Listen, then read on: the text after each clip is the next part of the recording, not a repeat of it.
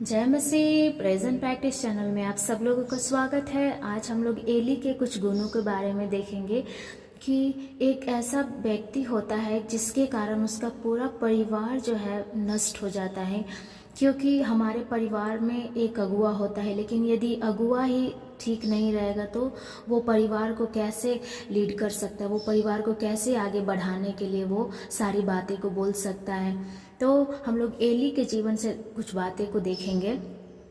Eli की त्रुटि ने किस प्रकार उसके परिवार पर प्रभाव डाला, आइए हम इसे देखेंगे थोड़ी सी।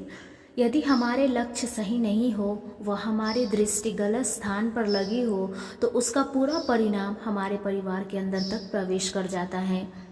पहला शमूएल 2:12 में ऐसा लिखा हुआ है, एली के पुत्र तो लुच्चे थे, उन्होंने यहोवा को न पहचाना।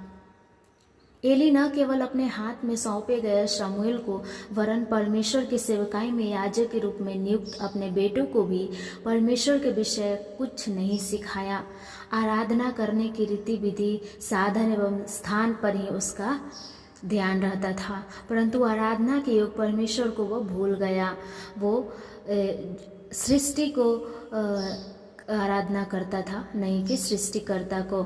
एली अपने बेटों को परमेश्वर को पहचानने के ज्ञान को नहीं सिखाने के कारण उसके परिवार में भयंकर बातें हुई। आइए हम लोग देखेंगे क्या क्या बातें हुई थी। पहला शमूएल 2:22 और 25 में ऐसा लिखा हुआ है, एली तो अति बूढ़ा हो गया, उन्होंने अपने पिता की बात न मानी, क्योंकि यहोवा की इच्छा उन्हें मार डालने की थी। एली अपने बेटों की बुरी चाल को जानता था। वह यह भी जानता था कि वे लोग ऐसी स्थिति में पहुंच गए थे कि कोई उनके पक्ष में होकर बातें नहीं कर सकता था। वह उन्हें समझाया था कि वे लोग न केवल बिगड़ रहे हैं, बल्कि और भी बिगड़ने का कारण बन रहे हैं। तब एली ने उनको रोकने की बहुत कोशिश की और ऐसे कामों को करने से मना भी किया था, परंतु एली अपने बेटों पर रोक लगाने में कामयाब नहीं हुआ, क्योंकि उसके पास इसकी सामर्थ्य नहीं थी और उसके बेटे भी सलाह को सुनने वाले नहीं थे।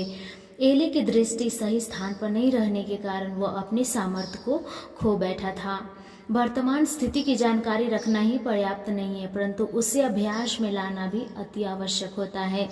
जब कभी भी परमेश्वर दूसरों के द्वारा एली के पास संदेश भेजता था, तब वह उसे अच्छी तरह से समझ लेता था, लेकिन कई लोग ऐसा कहते हैं, यह तो पहले से ही मुझे मालूम था, परंतु उनसे यह प्रश्न पूछने पर कि जिसकी जानकारी है उसे अभ्यास में क्यों नहीं लाए, इसके प्रत्युत्तर में वे कहेंगे, हमसे यह संभव नहीं हुआ था।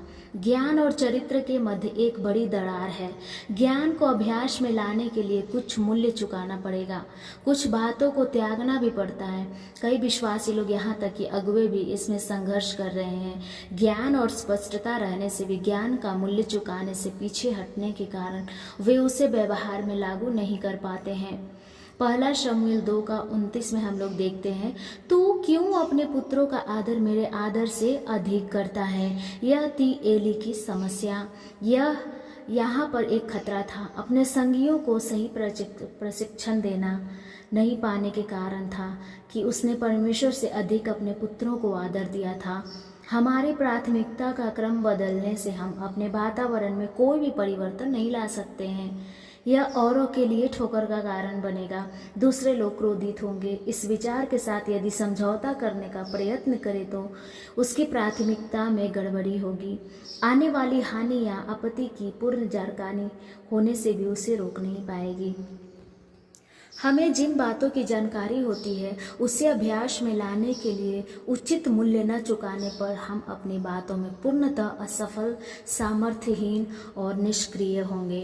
यह तो उत्तम है कि हम दूसरों के लिए ठोकर का कारण न बने, परंतु उन्हें आहत नहीं करने के उद्देश्य से यदि हम उनको चेतावनी न दें तो हम उनके जीवन में महाविनाश लाने वाले बनेंगे। सारी बातों को देखते हुए भी अनदेखी रहने से औरों के जीवन के लिए फंदा ठहरते हैं।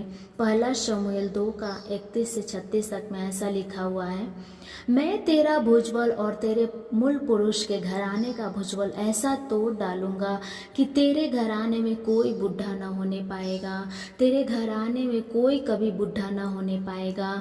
तेरे घर बढ़ती सब अपनी पूरी जवानी में ही मर मिटेगी। और ऐसा होगा कि जो कोई तेरे घराने में बचा रहेगा वह उसी के पास जाकर एक छोटे से टुकड़े चांदी के या एक रोटी के लिए दंडवत करके कहेगा, याजक के किसी काम में मुझे लगा जिससे मुझे एक टुकड़ा रोटी मिले। एली के कारण उसकी पीढ़ी दर पीढ़ी पर इसका दुष्ट प्रभाव पड़ा। यह कितना भयानक बात है। तुम्हारे वंश में सब कोई जवानी में ही मर मिटेंगे। सब अपने पेट के लिए सेवकाई में कुछ अवसर मिलने के लिए विनती करेंगे। परमेश्वर से बढ़कर अपने पुत्रों को अधिक आदर देने के कारण एली उनकी पूरी चाल को रोक नहीं पाया, जिसका दुष्प्रभाव उसकी पीढ़ियों पर पड़ा। इसे सोचकर मैंने कई बार रोया हूँ। हे परमेश्वर, उसके समय में ही अपने इन सारी बातों को उसके ही कान में सुना दिया। इसलिए मेरे प्यारों, यदि परमेश्वर आपको ये समय देते हैं या फिर कोई आपके पास ऐसा लोग है या फिर आपके परिवार जो परमेश्वर के रास्ते से भटक रहे हैं, तो उन्हें अभी ही समय है कि उन्हें समझाइए। नहीं तो परमेश्वर का जो कोप है वो हमारे परिवार के अंदर आ सकती है। एली को देखते हैं, एली को परमेश्वर ने उसके 2 पुत्रों को दिया, यहाँ तक कि शमूएल को दिया। लेकिन एली ऐसा था कि वो सिर्फ जो चर्च में सामान्य होती है, परमेश्वर के मंडली में जो सामान्य होती है, उसी के ऊपर ध्यान रहता है। वो सृष्टिकर्ता को नहीं लेकिन सृष्टि के ऊपर मन लगाया और उसका विनाश हम लोग देखते हैं कि कितना भयानक होता है। परमेश्वर आपको इस एली के जीवन से बहुत कुछ सिखाए और हमें विश्वास है आप समझ गए होंगे। परमेश्वर आप सब लोगों को ब्लेस करे।